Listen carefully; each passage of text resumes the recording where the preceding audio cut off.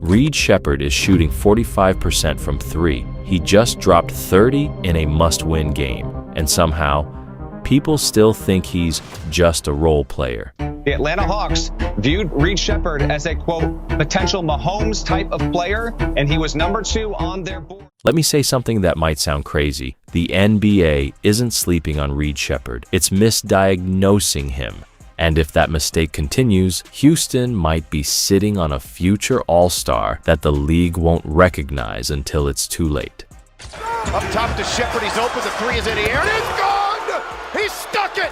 Another three for Reed!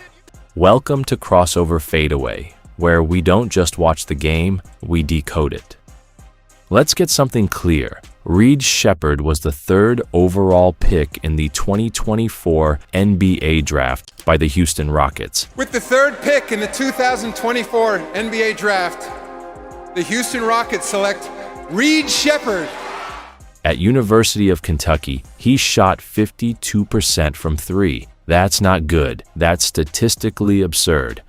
And yet, the narrative around him wasn't future superstar. It was, is he big enough? Is he quick enough? Can he defend? Does it translate? Here's the uncomfortable truth. The NBA still evaluates players through a prototype lens. 6'6" wings, long arms, explosive first step, vertical pop. Reed Sheppard is 6'2". He doesn't dunk on people. He doesn't scream on fast breaks. He looks like your accountant just dropped 28 on you.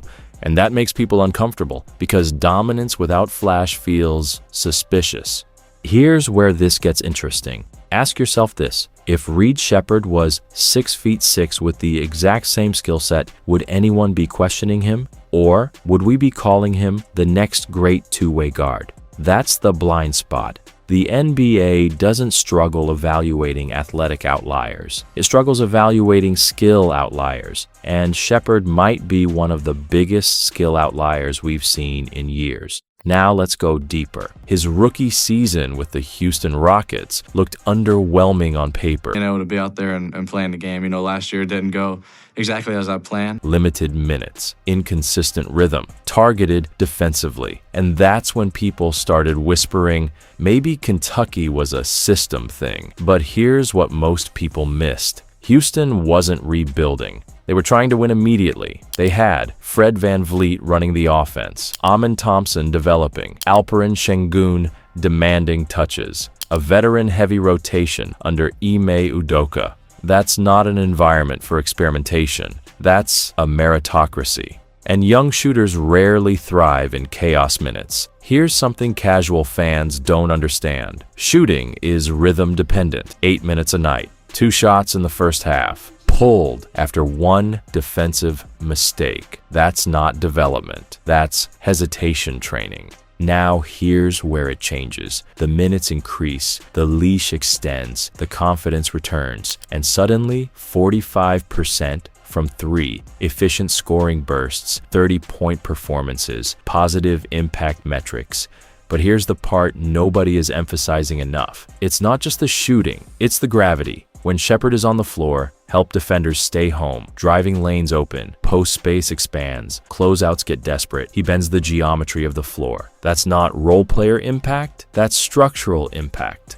Let me ask you something bold. What happens if Reed Sheppard isn't peaking right now, but just beginning? Because historically, players who rely on athleticism peak early. Players who rely on IQ, timing, and shooting, they scale upward. Think about it. Who ages better? The vertical athlete or the elite decision maker with deep shooting range? If Sheppard is already this efficient at 21, what does he look like at 26? That's the question the NBA isn't asking loudly enough. Critics say he gets hunted, but here's the nuance. Defensive weakness at 21 doesn't mean defensive liability at 25. His anticipation numbers are rising, steals are up, rotations are sharper. He's not trying to overpower, he's trying to outthink. And that matters in playoff basketball.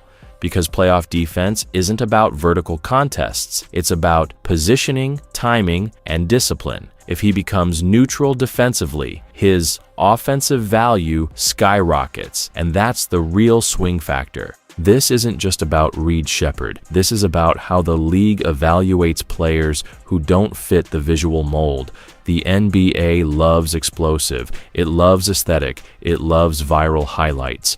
But championships? They love spacing, decision-making, efficiency, floor balance. Sheppard doesn't dominate the timeline. He dominates the possession. And those are two very different things. If Houston maximizes him correctly, he won't just be a role player. He'll be the connective tissue of a contender. And those players are rarer than dunk champions. So here's the real question. Is Reed Sheppard a hot streak, or is he the prototype of the next evolution of winning guards? Because if the league keeps sleeping, Houston might wake up with a long-term weapon nobody saw coming. If you like breakdowns that go deeper than the box score, subscribe to Crossover Fadeaway. We don't chase hype, we expose blind spots. Drop your take below. Future All-Star, elite role player, or something even bigger? Thanks for joining us. We'll see you next time.